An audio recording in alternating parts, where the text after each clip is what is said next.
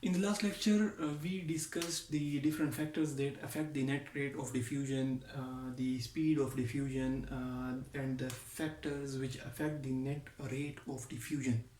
And we discussed in detail the concentration difference. Today we are going to discuss the membrane electrical potential, the Nerst potential, and the pressure difference, that how these factors contribute towards um, the rate of diffusion from one side of the membrane towards the other side of the membrane. So the first factor was the concentration difference, and we discussed that the rate of diffusion, or the speed with which the diffusion from outside the membrane towards the inside the membrane will occur, it's directly proportional to the concentration difference between the two sides. If the difference between the two sides is high, the rate of diffusion will be high. If the difference between the two sides is less, the rate of diffusion will be less. And this concentration difference, it is just one part of the Fick's law. So today we will briefly discuss again the concentration difference, and then we will discuss the Fick's law and the other components.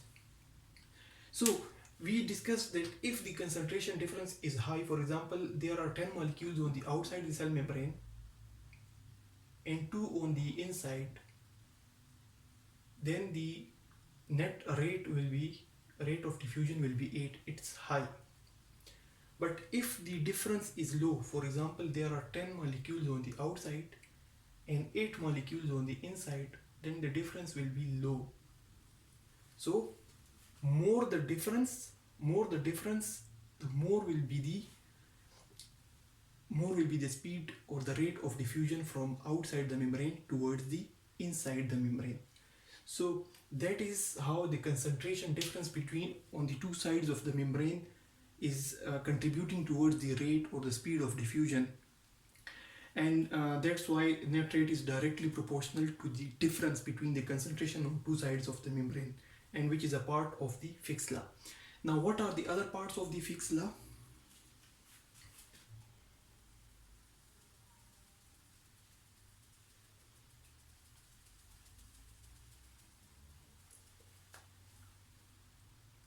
The other parts of the Fick's law include the diffusion constant, which is represented by the D, and A is for area, and then the concentration gradient. The concentration gradient is having two parts. One is the concentration difference, and the other is the thickness of the membrane. Suppose, for example, we have two membranes.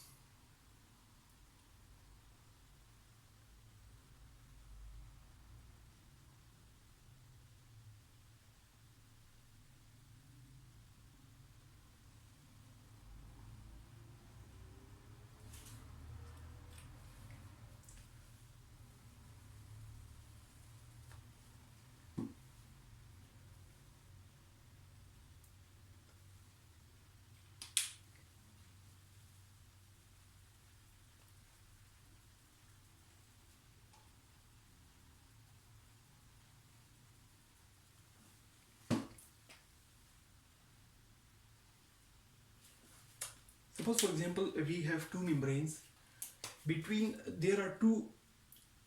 There is one membrane is having a lot of thickness. The thickness is very high, and the area of this membrane is very low. The other membrane is having very less thickness, and the area is very much large. And the other component is the concentration gradient, which also depends on the concentration difference. Here the concentration difference is very less. There are very few molecules on the outside, while there the concentration difference is very high. There are a lot of molecules on the outside the membrane.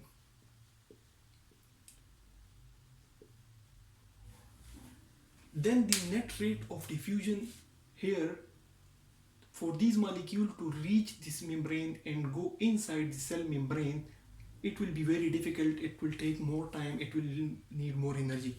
But for these molecules to reach this membrane and cross this membrane, it will be very easy, because the area, the cross-sectional area, the thickness is very less, the cross-sectional area is very high, and the gradient is also very high because there are more molecules. More molecules mean more movement, and more movements mean more speed and rapid diffusion.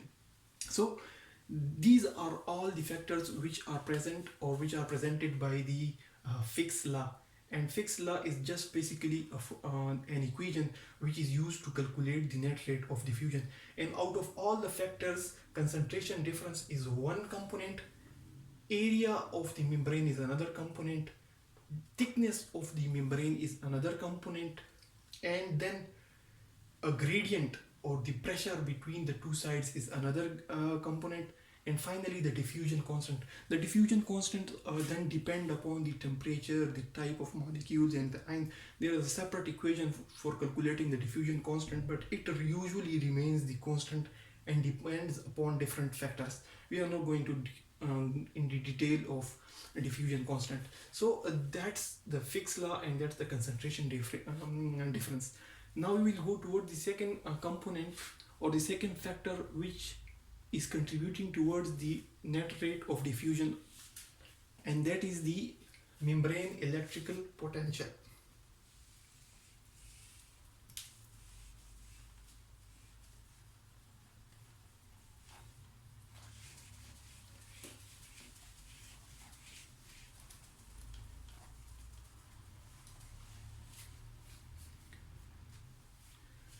Suppose, for example, we have a membrane.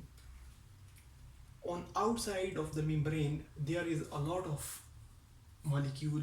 The quantity of molecule, the number of molecules or ions is high on the outside and it's low on the inside, and there is no charge initially inside, no charge initially inside the cell, but outside these molecules have been charged negatively.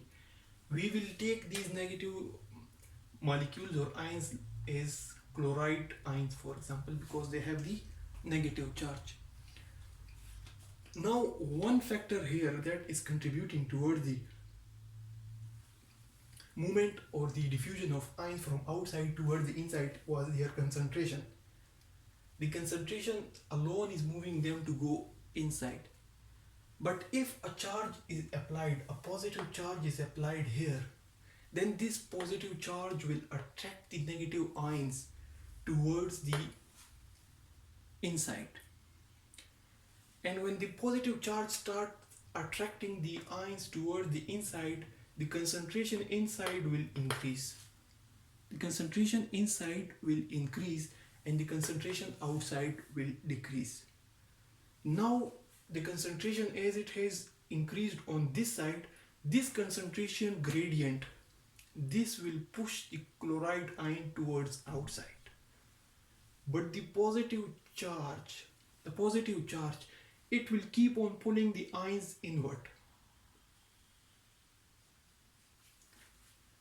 Initially there was a concentration gradient, there was a concentration difference, and the more ions on outside, they were going towards inside due to the difference in the number of ions. As soon as the charge was applied, the charge also started pulling the ions. A time was reached when the concentration increased inside and it decreased outside.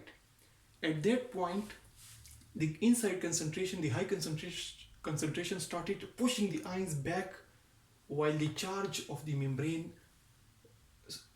was pulling the ions inward. So a time is reached, there is a time when both the powers, the power which is pulling the ions inward and the power that is pushing the ions outward, it is reached. And what that stage is reached, it is known as equilibrium potential. It is known as equilibrium potential.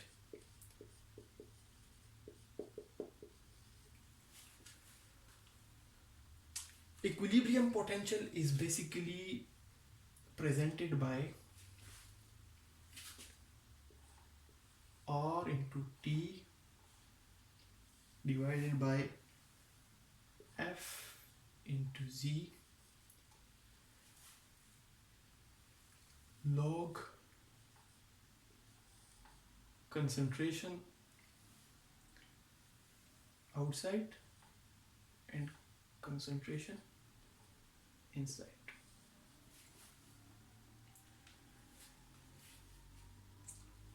So here this is the equation for the equilibrium potential.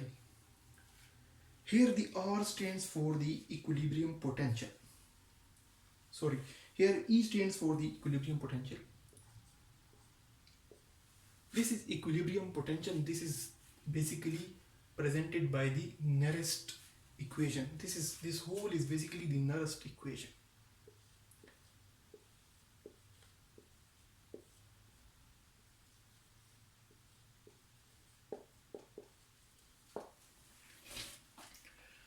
So what is Nerst equation? It basically calculates the equilibrium potential for specific ions.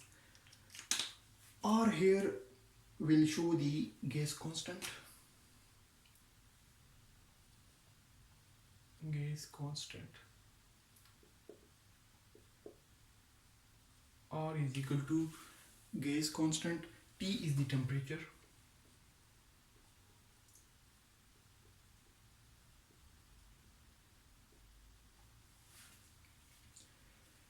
Then E here is the equilibrium potential.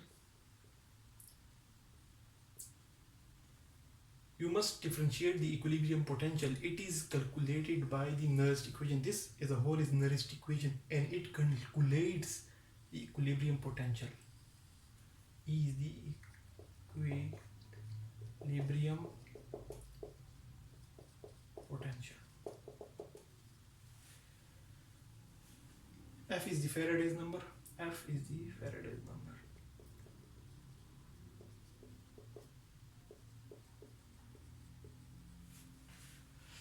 And then the C is the concentration. Concentration.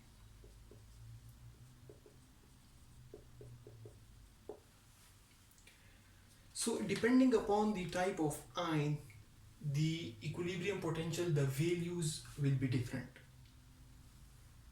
The gas constant, the temperature, the Faraday's equilibrium will remain the same, but the concentration of that substance will vary. For example, for the chloride ion it will be different, for the potassium ion it will be different, and for the sodium ion it will be different. If we calculate it for the sodium,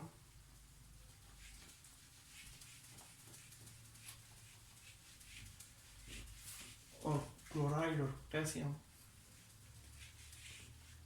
it will look like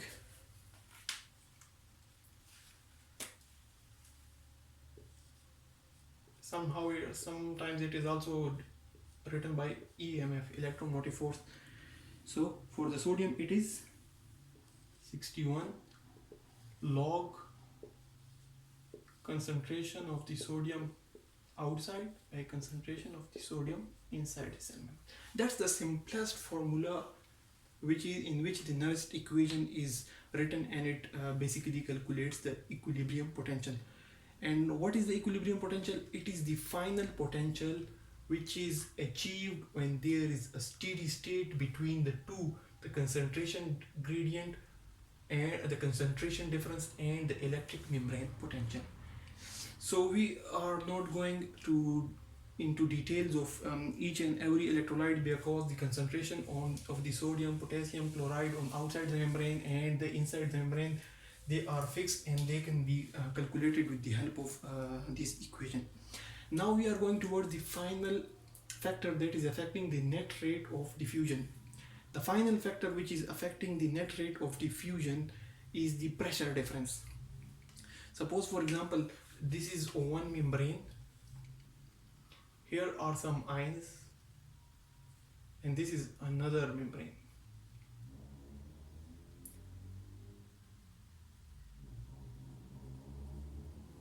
The net rate of the diffusion from outside the membrane to inside the membrane will depend upon the pressure applied to these molecules. Some of the capillaries especially when the point where the diffusion occurs in the filtration occurs in the kidneys, where the blood is coming in the capillaries, in the arteries, and they convert into capillaries and then finally become in the vein. Here the filtration occurs. Blood is coming this way, it can get congested in the capillaries, and some fluid goes outside, and then the blood continues to go in the veins. This is one classical example where the pressure applied outside, for example, a pressure applied outside this membrane with the help of some piston, which has been shown here.